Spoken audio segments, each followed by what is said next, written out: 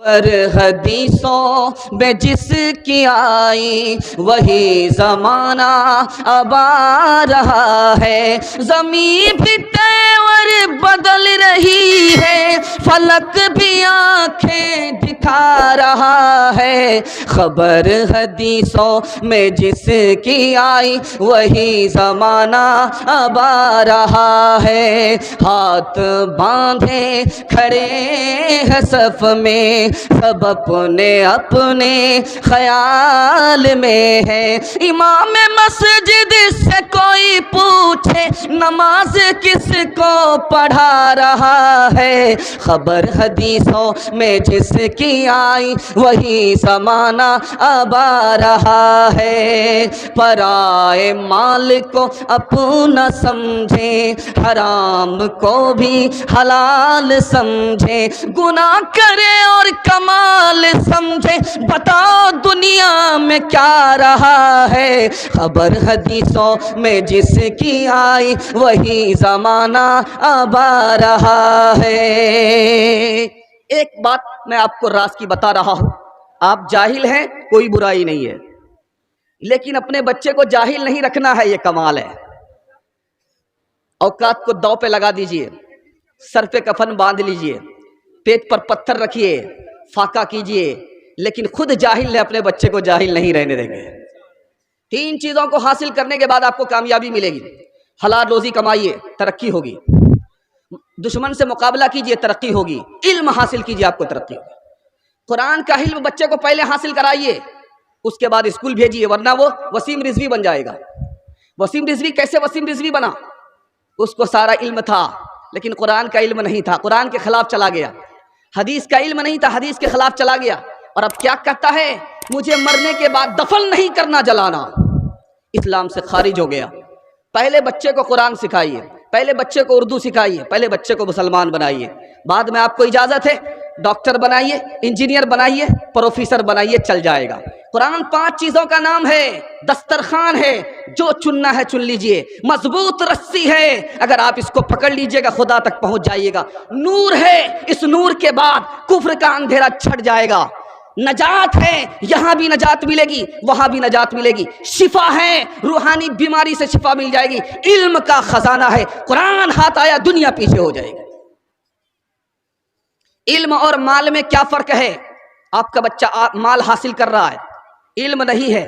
علم اور مال میں پہلا فرق ہے کہ مال قارون کی میراث ہے، علم نبی کی میراث ہے۔ مال کو کمانا پڑتا ہے، علم آدمی کو بناتا ہے۔ مال سب کو مل جاتا ہے، علم سب کو نہیں ملتا۔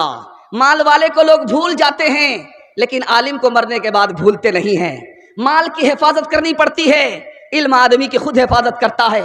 مال کو خرچ کرنے سے گھٹ جاتا ہے لیکن علم خرچ کرنے سے بڑھتا ہے۔ مال والے سے 2 سوال ہوں گے، علم والے سے ایک ہی سوال ہوگا، تم نے علم کے مطابق کیا عمل کیا؟ جواب آئے گا جنت چلا جائے گا۔ مال والے سے 2 سوال ہوں گے، تم نے کہاں سے کمایا، کہاں خرچ کیا؟ آپ کو عزت چاہیے، اپنے کو چھوٹا مان لیجئے۔ آپ کو راحت چاہیے، تھوڑے مال پر صبر کر لیجئے۔ آپ کو مالداری چاہیے، آپ صبر کیجئے۔ آپ کو امن چاہیے، وہ جنت میں ملے گا۔ آپ کو علم چاہیے، عمل کر کے دکھائیے۔ 2 مثال پر پیغام کو ختم کر رہا ہوں، اللہ آپ کے علم میں اضافہ فرمائے، میرے مطالعہ کو تازہ فرمائے۔ سامری کون تھا؟ یہ ناجائز بچہ تھا، اس کی ماں نے زنا کیا تھا، پیٹ میں حمل رہ گیا، سماج کے ڈر سے گھر میں جا کر کے اسے جن دیا اور چھوڑ کر کے چلی آئی، لیکن خدا چھوڑا نہیں۔ ماں چھوڑ کر کے بھاگ گئی لیکن خدا نے چھوڑا نہیں۔ خدا نے جبریل کو بھیجا، سامری کی پرورش جبریل نے کیا ہے، انگلی میں شہد پیدا کیا، انگلی میں دودھ پیدا کیا، انگلی میں مکھن پیدا کیا، لیکن جو خدا کے دوست کی پرورش میں رہا وہ خدا کا نافرمان ہو گیا۔ دوسری مثال دے رہا ہوں، آپ کو معلوم ہونا چاہیے یہ شداد کون تھا۔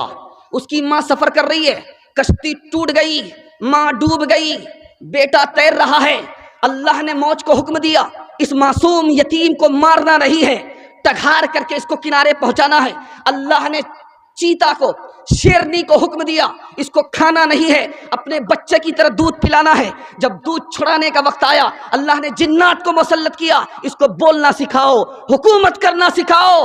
ان تمام احسان کا اس نے کیا صلہ دیا؟ خدا کا نافرمان ہو گیا۔ آپ کا بچہ خدا کو جب تک نہیں پہچانے گا وہ مقدر کا سکندر نہیں ہو سکتا۔ ایک مثال پر پیغام ختم کر رہا ہوں، ایک مثال پر۔ ہماری بکری ہمارے گھر میں بدھی ہوئی ہوتی ہے، وہ گھاس کھاتی ہے، ہم اسے پکارتے ہیں، وہ گھاس چھوڑ کر کے ہماری طرف متوجہ ہو جاتی ہے۔ ہوتی ہے کہ نہیں ہوتی ہے؟ جتنے بھی بکری چور ہیں ہاتھ اٹھائیے۔ خیر ماشاءاللہ، کچھ لوگ تو مفلر تک ہاتھ اٹھا کر کے سوچ رہے ہیں کہ کسی نے دیکھا کہ نہیں دیکھا۔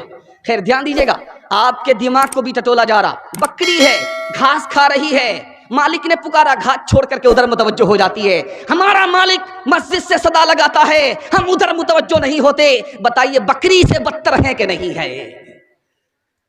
مسلم